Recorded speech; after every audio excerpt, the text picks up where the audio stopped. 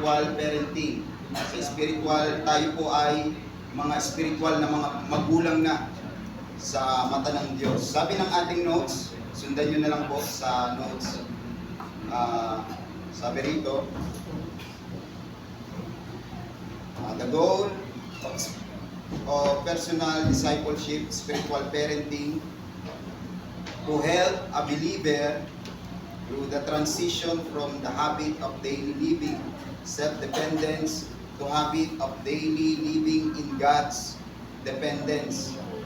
Sabi rito sa ating notes, upang matulungan natin yung mga mananampalataya, mga bagong mananampalataya, mula sa paglipat, mula sa kaugaliang araw-araw na pamumuhay, na pagtitiwala nila sa sarili nila, patungo sa pagtitiwala sa Diyos. So ang pinapoint ng ating notes, mga kapatid, yung mga bagong mananampalataya at mga unbeliever na tinutukoy dyan, kadalasan sila ay nagtitiwala pa sa kanilang sarili. Diba? Ganyan din tayo noon. Mas madalas nagtitiwala tayo sa sarili kung hindi pa natin kilala ang Diyos. Mas naniniwala tayo sa ability natin. Yan po talaga ay likas sa mga unbeliever. Sa mga hindi naglilingkod sa Panginoon, madalas naniniwala sa kanilang talino, sa kanilang pinag-aralan. Pero bilang magulang sa pananampalataya, bilang discipleship, kinakailangan tayong spiritual mother and spiritual father, maipakita natin sa kanila kung paano nagtitiwala sa Diyos at hindi nagtitiwala sa ating mga talino. Sabi rito, in other words, to make the transition from leaning on one's understanding to trusting in the Lord with all one's heart and in all ways acknowledge Him. Sabi rito sa madaling salita, upang mailipat yung mga baby sa Panginoon, yung mga bago sa Panginoon, upang mailipat ang kanilang kaisipan na dapat pala dito magtitiwala sa Diyos, hindi sa aking sarili. Dapat maging ganun tayo bilang spiritual mother and spiritual father, makita nila kung paano tayo nagtitiwala sa Diyos at hindi sa ating sarili. Amen. Amen. Dahil sabi ng Proverbs chapter 3 verse 5 sa ating notes, nandyan yung text mga kapatid. Proverbs chapter 3 verse 5 to 6. Ito ay, pag binasa natin yan, alam natin yan na tumiwala ka sa Panginoon ng buong puso at huwag kang manalig sa iyong sariling kaunawaan. Kilalanin mo siya sa lahat ng iyong mga lakad at kanyang ituturo ang mga landas. Amen. Yan ang sinabi ni Haring Solomon. Pinagdidiinan ni Haring Solomon dyan na wala ka dapat ibang inaasahan. Hindi mo inaasahan ang sarili mo, hindi mo inaasahan ang iba, kundi dapat ang inaasahan natin lamang ay ang Diyos. Yan po ang pinaka-ini-emphasize ng text ng Proverbs chapter 3 verse 5 to 6. Dahil kagaya nga ng sinabi ko, normal sa unbeliever, diba? Galing tayo sa unbeliever. Lahat naman tayo galing sa hindi ganong naniniwala sa Diyos. Normal sa atin na mas naniniwala tayo sa ating sarili, sa ating ability. Kaya ko to, kaya ko yung gawin. May pinag-aralan ako, may skills ako, kaya ko to. Puro sa akin, di ba? Meron pa nga tayong mga motto sa sarili na walang ibang tutulong sa iyo kundi sarili mo. Ganyan ang motto ng mga unbeliever. Pero sinasabi ng Proverbs, mas magtiwala tayo sa Diyos. Mas manalig tayo sa Diyos. Huwag sa ating kaunawaan. At mas kilalanin natin siya sa lahat ng ating mga lakad. Ba't nasabi yan ni Solomon, mga kapatid? Maaari, si Solomon lamang, mga kapatid, pag pinag-aralan natin ang buhay ni Solomon, siya yung, sa panahon niya, siya yung hari na pinakamatalino sa panahon niya. But na-realize ni Solomon na hindi lang sa talino, mga kapatid. Hindi ka dapat magtiwala sa sarili mong talino. Mas pagkatiwalaan natin yung nagbigay ng talino. Amen? Kinakailangan mas pagtiwalaan natin yung naglikha ng ating kaisipan kaysa sa ating kaisipan mismo. Mas matalino pa rin yung manlilikha kaysa sa nilikha.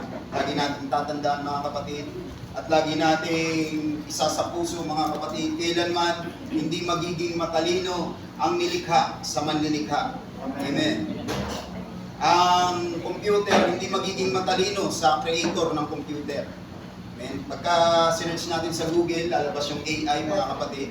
at mabilis na nagre-react kung ano yung nire-research mo sa Google. Pero mas matalino pa rin yung naglikha niya. Dahil nilikha lang yan. Amen? Kailanman hindi magiging matalino ang isang tao. Maging si Solomon man, na-realize niya sa sarili niya na mas dapat pagkatiwalaan ang Diyos kaysa sa ating abilidad. Amen? Dahil si Solomon, dahil sa kanyang talino, mga kapatid, nawala yung faithfulness niya sa Diyos. Bagamat matalino si Solomon, alam niya ang lahat. Sabi nga ng historian, yung halaman, kaya niyang kausapin. Yung mga langgam, kaya niyang kausapin, mga kapatid. Ganun katindi si Solomon. Pero, ganun pa man, makikita natin sa buhay ni Solomon, hindi basis ang talino at ability sa paglilingkod sa Panginoon. Anong basihan, mga kapatid? Yung faithfulness sa Diyos. Amen. Yung pagtitiwala sa Diyos. Dahil bagamat si Solomon napakatalinong tao, maraming skill si Solomon, punong-puno at mayaman, mga kapatid, ngunit nag-failure pa rin siya. Hindi siya naging faithful sa Diyos. Bakit? Sa dami niya ba namang asawa, mga kapatid? 700 ang kanyang asawa, 300 yung tama ba concubines niya, 300 mga kapatid. At yun yung nagdala sa kanya. Amen? Na pag-aralan nga namin sa Bible School, maaari si Solomon, baka yung mga anak-anak niya, hindi niya nakabisado nung kumanda siya. Dahil sa dami niyang asawa, mga kapatid. Amen? At paano mo may handle yung ganong kadami? Praise God. Kaya kapag sa Bible School, kapag babaero ka, ang tawag sa iyo, Solomon. Amen. Tawag sa iyo si Solomon. Pagka marami kang girls, mga kapatid, Solomon ang spirit.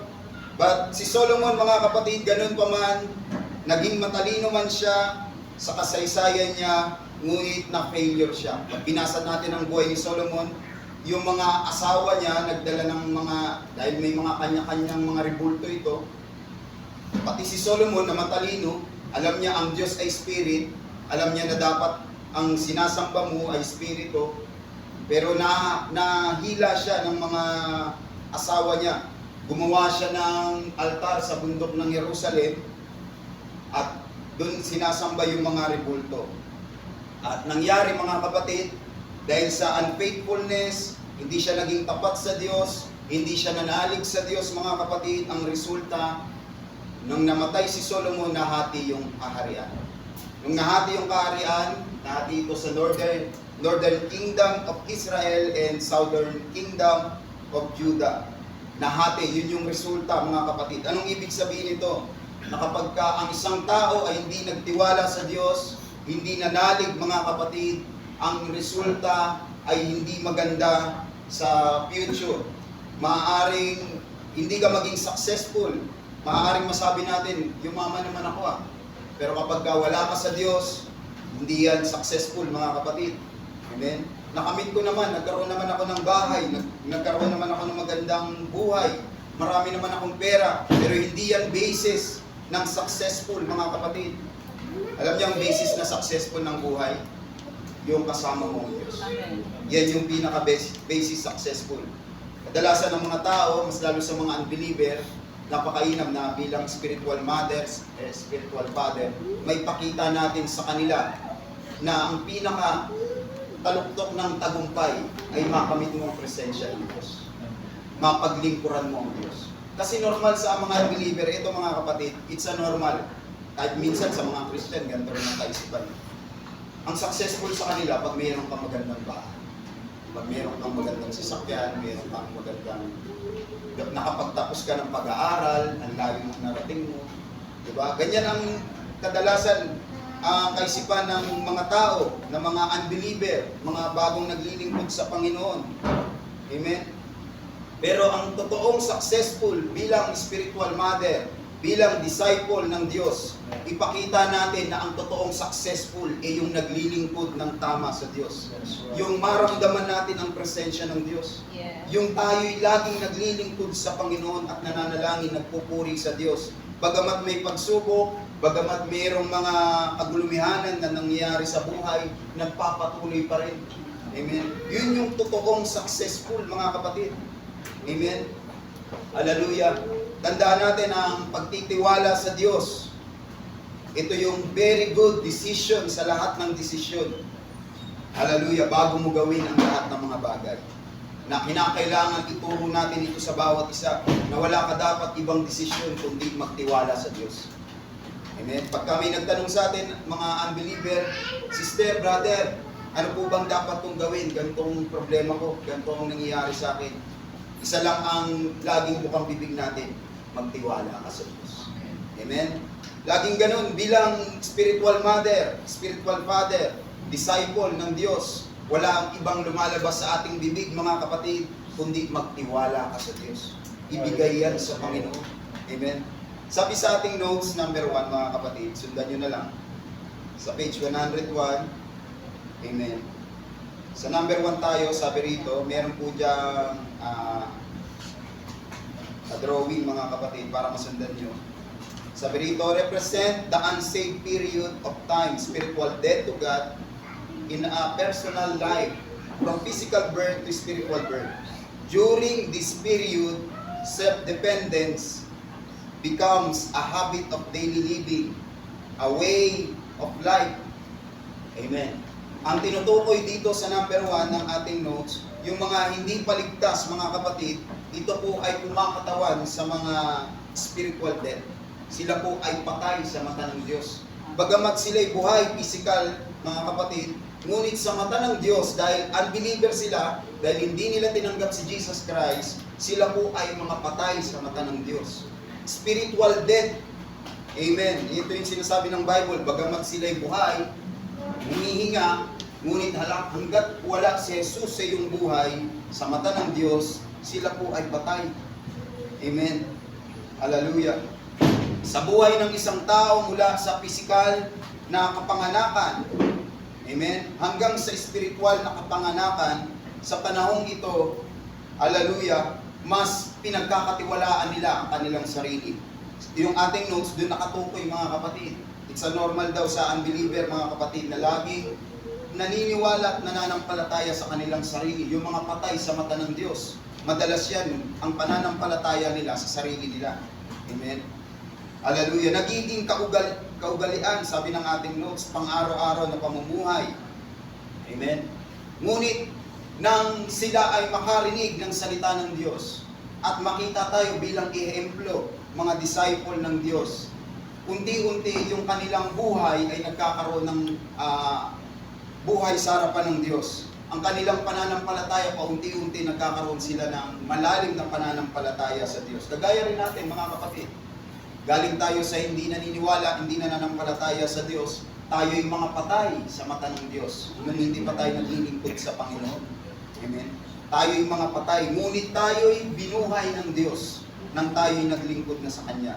Ephesians chapter 2 verse 1, sabi rito, at kayo'y binuhay niya nang kayo'y mga patay dahil sa inyong mga pagsalangsang at mga kasalanan. Dahil sa ating mga kasalanan, tinuring tayong patay ng Diyos. Ngunit, nang tayo'y nagsisi ng ating mga kasalanan sa Panginoon, nung tayo'y lumapit sa Diyos at tinanggap si Jesus, tayo'y binuhay ng Panginoon. Amen. Ngayon, tayo'y mananampalataya na, lahat naman tayo baptized na in Jesus' name. Amen. Wala pa bang, lahat ba baptized na, mga kapatid? Lahat baptized naman na, no? Amen. At lahat tayo ay binuhay na sa mata ng Diyos. Sa number 2, mga kapatid, sundan nyo na lang sa notes. Represent the evangelism stage culminating in the event of salvation at which the person passes through being spiritual dead to being spiritual alive to God.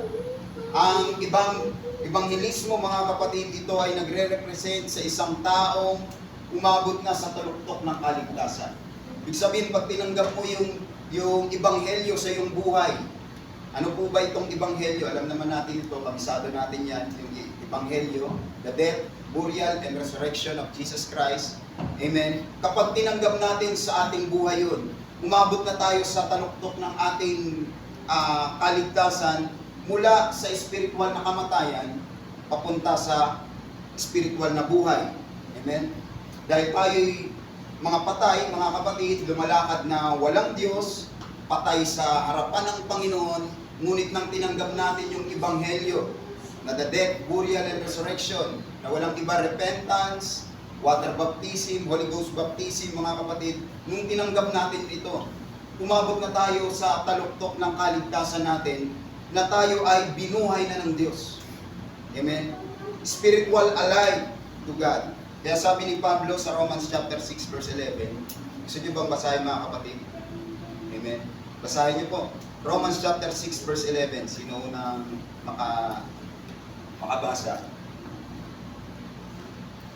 Patungkol po yan sa spiritual death o patungo sa spiritual alive. Sa religion. Kayo eh. Romans chapter 6 verse 11.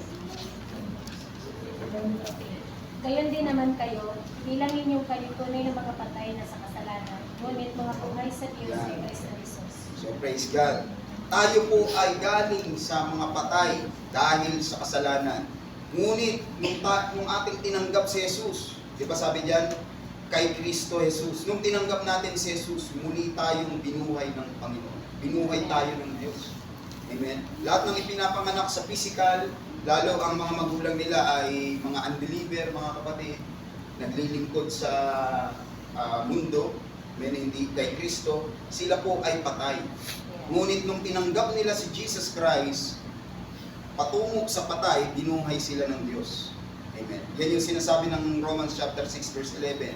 Gayon din naman kayo ibinilang na mga patay dahil sa kasalanan, ngunit mga buhay sa Diyos. Dahil kanino? Dahil kay Jesus. Amen. Kaya salamat sa Panginoon. Praise God. Meron kayo mababasa dyan sa ating notes na sa baba ng drawing, sa John chapter 5, verse 24. Sabi dyan. John chapter 5, verse 24. Kasa mga kapatid. Amen. John chapter 5, verse 24. Sino nais magbasa?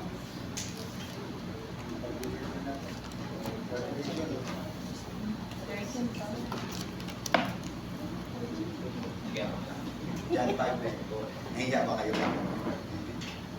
John chapter 5, verse 24. Katotohanan sinasabi ko sa inyo, ang dumirinig ng aking salita at sumasampalataya sa Kanya na nagsugo sa akin ay may buhay na walang hanggan at hindi mapapasok sa paghatol kundi lumipat na sa kabuhayan mula sa kamatayan. Praise God. Ang ganda ng binigay na verse nito, mga kapatid. Connected talaga sa tinuturo ng ating notes, mga kapatid. Nasabi ng Panginoon, salamat sa pagbasa, mga kapatid. Katotohanan ng sinasabi ko sa inyo, ang dumirinig ng salita ng Panginoon at sumampalataya sa Diyos na nagsugo sa Kanya ay may buhay na walang hanggan at hindi napapasok sa paghatol. Sino mang nananampalataya sa Panginoon at nanampalataya sa Diyos, mga kapatid, hindi napapasok sa paghatol pa, kundi lumipat na sa kabuhayan mula sa kamatayan. Ini-emphasize dito, mga kapatid, na kung sino mang nananampalataya sa Panginoon, dumirinig ng salita ng Panginoong Hesus, amen, at sumampalataya sa Diyos, wala nang paghatol pa. Hallelujah. Wala nang paghatol pa, hindi na sila hahatulan pa, kundi lumipat mula sa kamatayan patungo sa buhay na walang hanggan. Amen. At ito'y magmumula sa Panginoong Hesus or nagmumula sa Panginoong Hesus. Lahat ng mga nananampalataya magsabing praise the Lord. Praise the Lord. Lahat ng nakikinig ng salita ng Panginoong Hesus magsabing Amen. Amen. Amen. Hallelujah. Lahat ng naniniwala at nananampalataya sa Panginoon, wala nang paghatol pa. Ba't sinasabi ng Bible ito? Dahil yung mga unbeliever, mga kapatid, dadaan sila sa paghatol. Yung mga hindi naniwala, nagtigas-tigasan, mga kapatid, ang kanilang mga puso. Ayaw nila talaga makinig ng salita ng Panginoon. Amen. Talagang dadaan sila sa paghatol ng Diyos. Ito yung great white throne judgment. Amen. Kaya, mula sa mga patay, from death, tayo yung mga patay, from death to life. Amen. Na from physical birth, amen, pagka pinanganak ka physical, yan ang tinutukoy ng Bible, pinanganak tayo physical. naging baby tayo, hanggang sa tumanda tayo, physical ang tawag diyan mga kapatid. From physical birth to spiritual birth. Ano naman tong spiritual birth mga kapatid? Ito na yung kapanganakan natin. Amen. Na sinasabi ng John chapter 3 verse 6, ang ipinanganak ng laman ay laman nga. Ba't sinasabi ng Bible yan? Dahil mananatiling laman ang ipinanganak ng laman. Amen. Hindi yan magiging spirit dahil ipinanganak na ng laman, sabi ng Panginoon. At ang ipinanganak ng espiritu ay espiritu nga.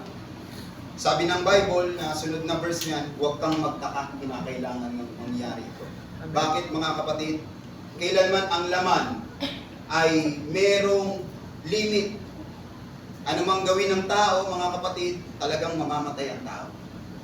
Maging puspos man tayo ng banal na espiritu, darating sa point na ipinanganak ng laman niya, mamamatay talaga yan.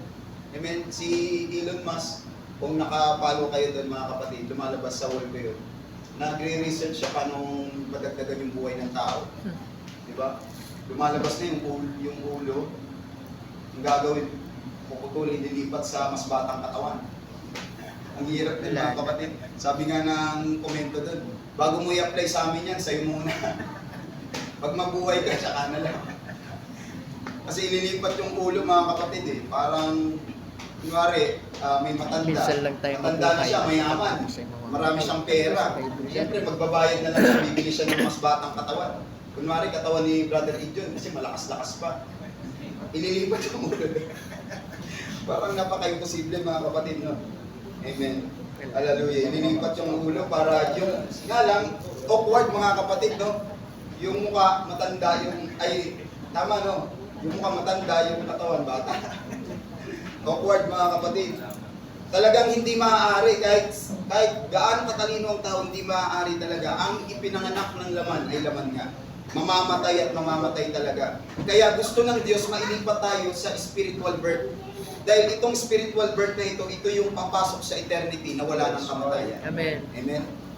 Gusto tayong ilipat ng Panginoon. Kaya binuhay tayo ng Diyos. Amen. Dahil ayaw ng Diyos na umabot tayo sa kamatayan. O mamamatay tayo physical. Pero yung ating spiritual, ito yung mabubuhay. Ito yung papasok sa kalangitan. Eternity na tinatawag mga kapatid. Kaya kinakailangan nga tayong ipanganak sa spiritual. Kaya kung meron tayong mga mahal sa buhay, amen, magkaroon tayo ng kabigatan na maakay sila, mabautismuhan sila sa tubig at sa espiritu. Dahil hanggat hindi sila maipanganak ng espiritu, amen, yung kanilang physical hanggang dito lang sa lupa. Sabi nga ng isang pastor, para ka lang hangin na dumaan, tapos wala lang din. Pagka hindi mo nakilala si Jesus sa iyong buhay. Parang walang kwenta ang buhay. 100% talaga, walang kwenta ang buhay pag wala si Jesus Christ. Yan ang totoo mga kapatid. Pag wala si Jesus, walang kwenta ang buhay. Sabi ng 3 sa notes, number 3, represent the spiritual parenting stage that is the critical formative period of time in which a Christian needs to be spiritual parent. Naka-close parenthesis dyan yung disciple. Nang tinutukoy dyan yung spiritual parent, ito po ay pumapatungkol sa disciple. Kung ikaw ay spiritual parent, spiritual mother and spiritual father, ikaw po ay disciple. Amen. Yan po ang tinutukoy ng notes. Through the first step of learning to increasingly live independence on the Holy Spirit. Ang spiritual na pagiging magulang mga kapatid, ito naman ay nagre-represent sa panahong kung saan ang isang Kristiyano ay kinakailangan maging spiritual na mga magulang. Hallelujah. Naniniwala ako na lahat tayo ay matagal na sa paglilingkod sa Panginoon, mga kapatid. Tayo ay tinuturing ng Biblia na hindi na baby. Amen. Hindi na bata sa paglilingkod sa Panginoon. Hindi na tayo tinuturuan pa na parang bata, mga kapatid, kundi tayo ay disciple na. Tayo ay nagtuturo na rin, nag-share na rin, nag-aakay na rin ng kaluluwa. Hallelujah. Sa pamamagitan ng mga unang hakbang ng pagkatuto, dito makikita ang paglago. Sabi ng ating notes, dito makikita yung ating paglago. Dahil ang baby, hindi yan nananatiling baby, mga kapatid. Amen? Meron ba tayo nakita ang baby na nananatiling baby? Makikita natin na lumalaki siya pag lumalaki siya. Amen? Yung baby, makikita natin lumalago siya pag natuto na siyang maglakad, natuto na siyang magsalita, mga kapatid. Amen? At marunong nang magbasa. Ibig sabihin, lumalago na siya, mga kapatid. In spiritual, tayo ay baby pa nung una tayong nakakilala sa Panginoon. Pero dahil matagal na tayo, kinakailangan para makita yung paglago, natututo na tayo mag-share ng salita ng Diyos. Hindi na tayo takot mangaral ng salita ng Diyos. Nag-aakay na rin tayo ng kaluluwa, mga kapatid. Itinuturing tayo ng Biblia na hindi na baby sa paglilingkod sa Panginoon. Sabi ng Bible at sabi ng notes, dito makikita yung paglago. Anong tinutukoy ng notes? Para makitang lumalago ka sa paglilingkod mo sa Panginoon, hindi tayo mananatiling tahimik. Amen. Hindi tayo mananatiling tahimik, mga kapatid. Yan ang sign ng paglago, yung nag-share ka ng Word of God. Hindi naman basis yung marami kang alam, magaling ka magsalita, mga kapatid, marami kang alam sa Bible.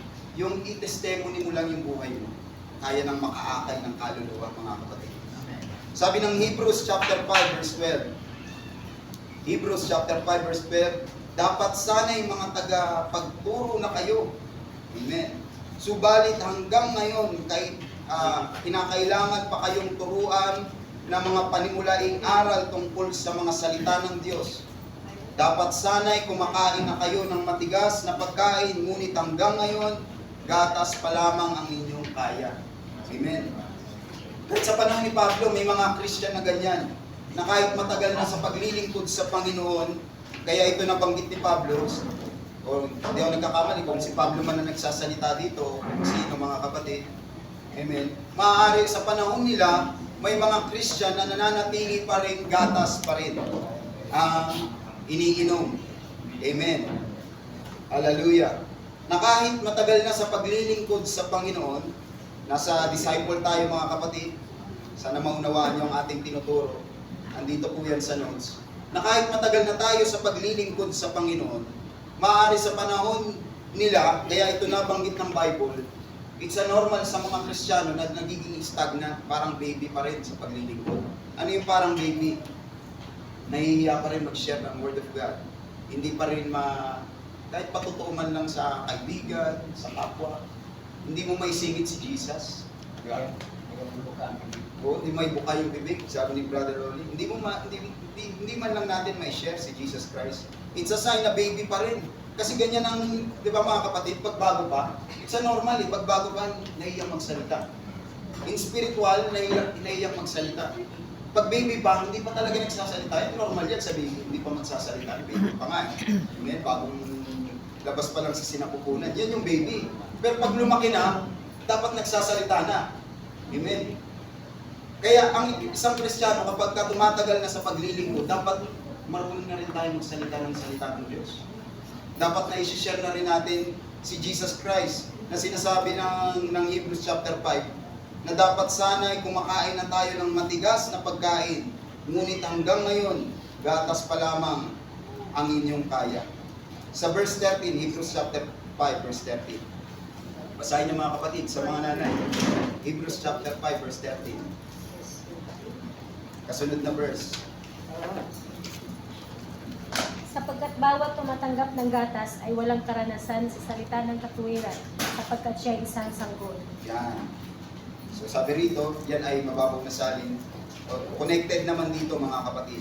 Ang sanggol pa ay nabubuhay sa gatas. At kulang pa sa kalaman sa salita ng katuwiran. Ito yung pinopoint ng nagsulat ng Hebrews chapter 5. It's a normal sa sanggol na gatas pa lang kasi nga sanggol pa eh. Pero kapag ka matagal na, malaki na, mga kapatid, ito sa verse 14. Basahin nyo sa verse 14, mga kapatid. Ngunit ang pagkain matigas ay kulang. Sa makatuwid ay doon sa mga pamamagitan ng palibihasa ay nangasanay ang kanilang mga pakiramdam upang makilala ang mabuti at ang masama. Mapapansin nyo, ang verse 13 tumutukoy sa sanggol. O ang tinutukoy dyan, yung mga bagong naglilingkod sa Panginoon. At yung verse 14, mga kapatid, ito naman na yung tumutukoy sa matagal na naglilingkod sa Panginoon. Amen. Yung matigas na, dapat ang kinakain para sapat na gulang at marunong nang kumilala ng mabuti at masama. Alam na natin yung masama, alam na natin yung mabuti. Kapag bago pa, hindi pa alam yung tamang kasuotan. Dahil bago pa, baby pa, mga kapatid. Kaya nga pag baby pa, hindi natin pwedeng ipilit yung doktrina na ganyan. Dahil baby pa siya, hindi pa maunawaan yan. Yung iba dyan, matitisod pa. Kinakailangan mag-mature siya. Di ba ang baby, kahit hindi mo suotan yan, hindi yan mahihiya. Baby pa siya eh. Pero pagka yan nag-mature, doon na yan nagkakaroon ng kaunawaan na dapat nakashort na ako. Dapat nakaano na ako. Diba ganyan yung bata, na pag bata, hindi yan mahihiya na magsuot ng hindi maganda, di ba? Walang salwal, walang brick, mga kapatid, baby pa eh. Wala pa sa kaisipan niya yan, dahil baby pa. Ganyan yung mga mananampalataya. Hindi mo pa pwedeng maipilit sa baby na maglakad, dahil baby pa siya. Sa paglilingkod sa Panginoon, may mga matitigas na hindi mo pa pwedeng ibigay sa Kanya. Mabubulunan siya, mga kapatid. Kaya may mga natitisod eh. Amen. So nasa disciple tayo, mga kapatid, para mas maunawaan natin. Hindi natin pwedeng ipilit yung holiness sa bago. Lagi natin tatandaan yan. Dahil bago pa sila. Maaari matitisod sila. Mabubulunan ng baby pagka pinakain mo ng matigas. Amen. Di ba, mga kapatid? Yan ay nararapat sa mga bago. Na kapag ka nagmamatured na, doon na nalalaman niya na, ito pala dapat ang tamang kasuotan. Ito pala, nagmamatured na siya, mga kapatid. Ibig sabihin, naglalakad na siya, amen, curious na siya sa kanyang mga galaw, na dahil nakikita niya sa spiritual mother niya, ito yung kasuotan, spiritual father niya, ito yung dapat sinusuot, nasusunod niya na. Dahil pag pinilit mo sa kanya yun, pwedeng mamatay yung baby. Matitisod siya, mga kapatid. Amen. Marami nang natisod dyan sa tondo. Amen. Dahil normal sa mga baguhan, wala pang mga kasuotan yan eh. Diba? Pag pinilit mo yan, dahil lahat naman tayo noon, wala tayong mga slacks. Sa kung ano, lagi nakashort eh. Wala akong mga jogging pants, wala akong slacks. Tapos ipipilit natin sa tao, wala naman siyang pambili, mga kapatid. Diba? Hindi na magsisimba. Hindi ako magsimba, wala akong slacks eh. Wala akong sapatos. Diba? Pagbago, mga kapatid, ganun. It's a normal, hindi pa siya eh. Pasukin, pagsimbahin. Hanggang sa unti-unti, nakakakilala na siya sa Panginoon. Unti-unti mag-i-invest yun. Bibili ng mga kasuotan yun. Hanggang sa isang araw, kapareho na natin siya. Yun po yung disciple. Yun po yung tinutukoy na disciple. Amen. Nasabi rito, ang analogy ng Hebrews chapter 5, yung gatas at solid food. Ito po yung analogy niya. Ginamit niya yung gatas at yung solid food. Ang gatas patungkol sa basic teaching. Amen? Yung mga baby, ito yung tinuturuan ng basic teaching. Kaya nga meron tayong tinatawag na incubation by Pastor. Incubation na doon dinadala yung mga bago, tinuturuan ng repentance, faith, water baptism. Ito yung mga gatas, mga malalambot. Ano yung mga solid food? Hallelujah. Ang solid food, ito naman ay patungkol sa malalim na kaunawaan sa Diyos. Yung solid food patungkol sa katotohanan ng Bible. Ano yung katotohanan ng Bible? Na hindi tayo mananatiling tagapakinig. Yan po ang totoo. Ano yung pinakamalalim na tinuturo ng Biblia? Sa katotohanan, mga kapatid, lahat tayo ay gustong gamitin ng Diyos bilang bilid niya. Yan ang katotohanan, mga kapatid. Hindi lang po ito pumapatungkol sa aming mga pastor na kami pastor, kinakailangan kami. It's a normal, mga kapatid. Pero hindi ibig sabihin na naglilingkod tayo sa Panginoon, manatili tayong tahimik. Laging tinuturo ng Bible yan, i-share mo ang salita ng Diyos. Amen. Hindi lang yan patungkol, kagaya ng sinabi ko, hindi yan patungkol sa maraming kaalaman sa Biblia. Ipatotoo mo lang si Jesus Christ sa iyong buhay. Paano ka binago ng Panginoon? Paano kumilos ang Diyos sa iyong buhay? Paano ka pinagaling ng Panginoon?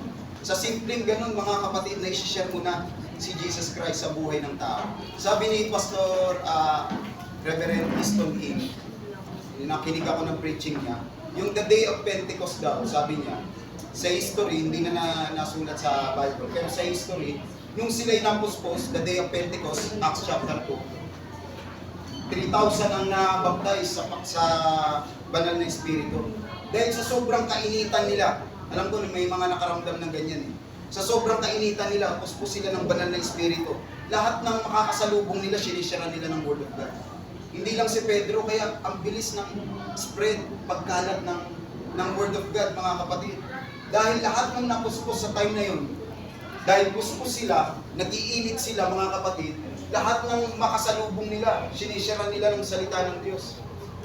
Hindi sila ganong kaaral, mga kapatid. Hindi sila ganong kaaral sa Biblia. Pero sinishare nila kung ano yung na-experience nila. Witness nga, mga kapatid, di ba? Ye shall receive power. Para makinig lang ba, mga kapatid? Hindi, to witness. Di ba? Sabi to witness. Ibig sabihin, pag maging witness ka, magsasalita ka. Isa sa buhay natin. Magiging witness tayo. Di ba kapag mag-witness ka sa courtroom, pag mag-witness ka, may witness bang nakatahimik? Witness nga eh. Sabihin, magsasalita ako kung ano yung nasabi mo, kung ano yung nakita mo. Magiging witness tayo kung ano yung na-experience natin kay Jesus Christ. Kung ano yung naramdaman natin, anong ginawa ng Diyos sa ating mga buhay. Lagi na, ito talaga struggle ang mga Christian. Paano ako mag-share? Wala naman akong alam sa Bible. Paano ako mag-share? Di ko naman basa ang Biblia. Hindi naman ako walking Bible, mga kapatid. Ito ay struggle sa mga matatagal na sa Panginoon. Paano mo may share si Jesus Christ? Share ko lang kung ano yung ginawa sa'yo ng Panginoon. Di ba lahat naman tayo may patotoo eh. Diba, tama ba? Lahat ba mayroong patotoo? Ako, magnanakaw ako. Ewan ko sa inyo. Ewan ko sa inyo kung ano kayo dati. Ako dati ako magnanakaw, mga kapatid. Lahat tayo mayroong patotoo eh. At sa time na pinapatotoo mo yan, mayroong natatouch na same mo rin, nakapareho mo rin, na naiisip niya sa sarili niya na magiging ganito rin ako dahil pareho ko nito. Dati rin ako magnanakaw, pero siya binago. Kung siya binago, babaguhin din ako. Doon sila nahihikayat, mga kapatid. Kaya nga, hindi ba siya na marami kang alam sa Bible eh. Hindi yan hadlang na hindi ako matalino sa Biblia. Hindi ko nga kilala si Abraham, hindi ko kilala si ano. Paano ko i-share si Jesus Christ? Hindi yun basis, mga kapatid. Simple lang. I-share mo lang. Dati akong lasinggero. Dati akong drug addict. Pero binago ako ng Panginoon. Simple lang, mga kapatid. At kung ako binago ng Panginoon, kaya rin mag-uwi. Simple lang, kaya mo siyang madala. Tapos ipakita, maging modeling lang tayo, mga kapatid.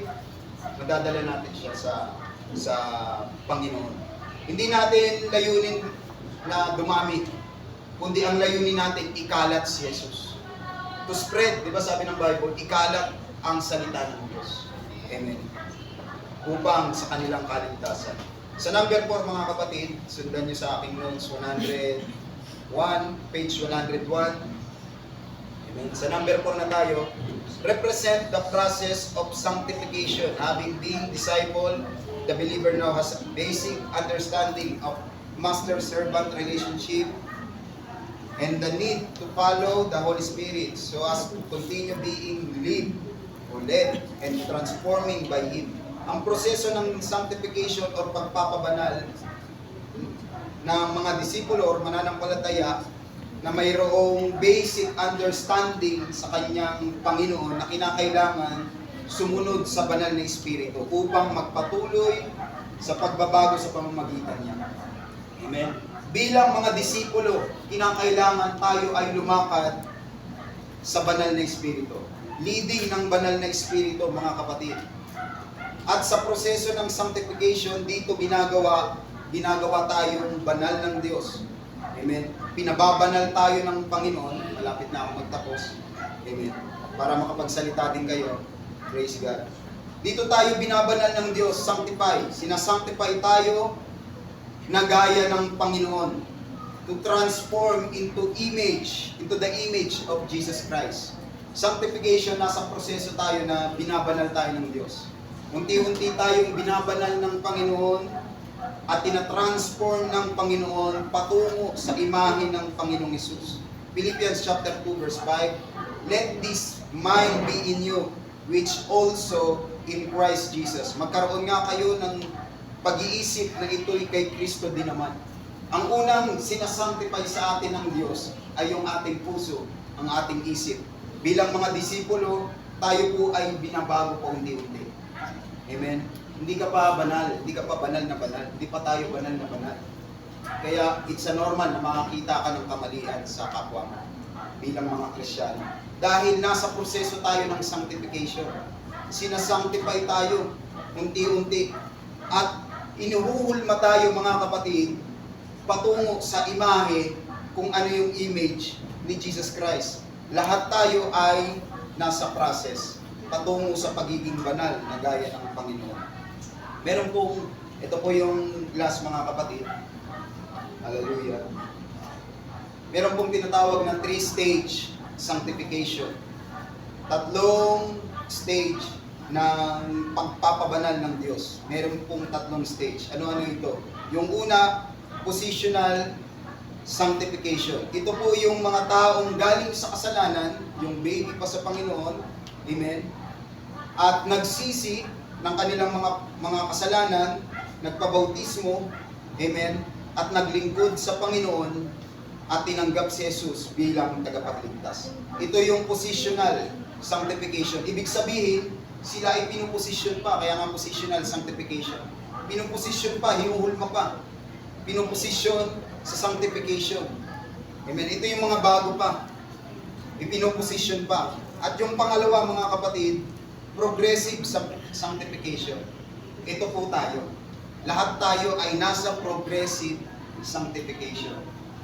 Nasa proseso pa mga kapatid. Ito yung mga mananampalataya na nagpapatuloy at patuloy na binabago ng Diyos at binabanal ng Diyos sa tulong ng banal na Espiritu ng Panginoon.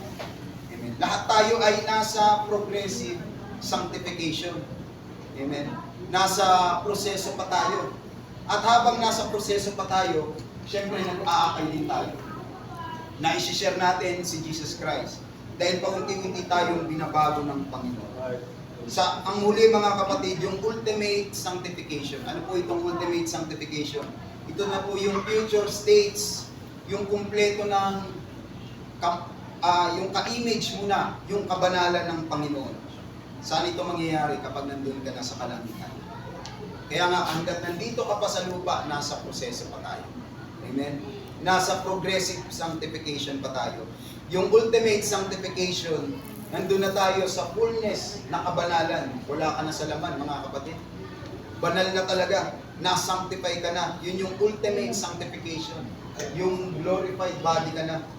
Amen. Kaya sabi ng Ephesians chapter 5 verse 27, upang ang iglesia ay maiharap sa kanyang sarili na maluwalhati, na walang dungis o kulupot man o anumang gayong bagay, kundi ito'y nararapat maging banal at walang kapintasan. Paunti-unti mga kapatid, sinasanctify tayo bilang disciple ng Panginoon. Alam nyo, maganda rin na nababanggit ito ng Bible. Kasi hindi ka magtatanong bakit siya nagkakasala. Diba? Hindi ka magtataka ba't si brother nagkakasala, ba't si sister nagkakasala. Bakit? Sinasanctify pa siya eh. Hindi pa tapos si Lord sa kanya. Nandun pa siya sa process. At kapag ka naunawaan natin ito, hindi tayo matitisod sa kapwa natin. Kasi mauunawaan mo siya, okay lang yan kasi nasa sanctification pa siya.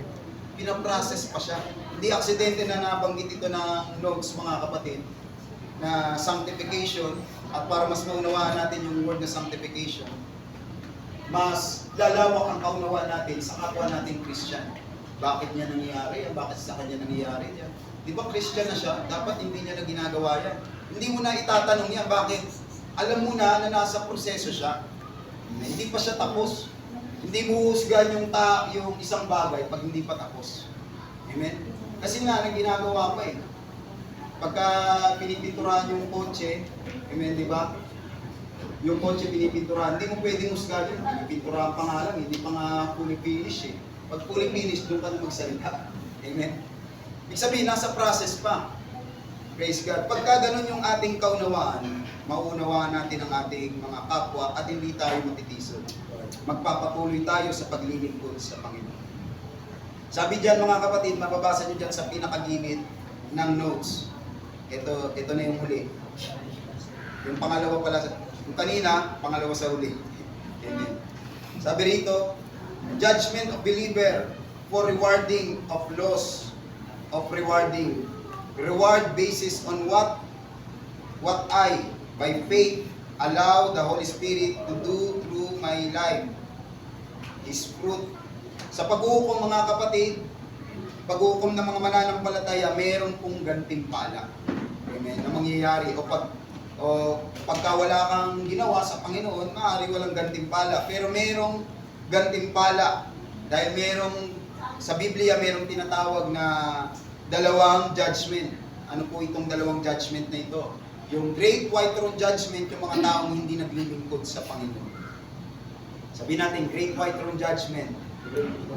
Ito yung mga hindi nanampalataya sa Panginoon. Ito yung haharap sa hukuman ng Diyos na itatapon sa lake of fire. Ano naman po yung pangalawa? Ito yung naman yung judgment seat of Christ. Ito na yung ating reward sa Panginoon.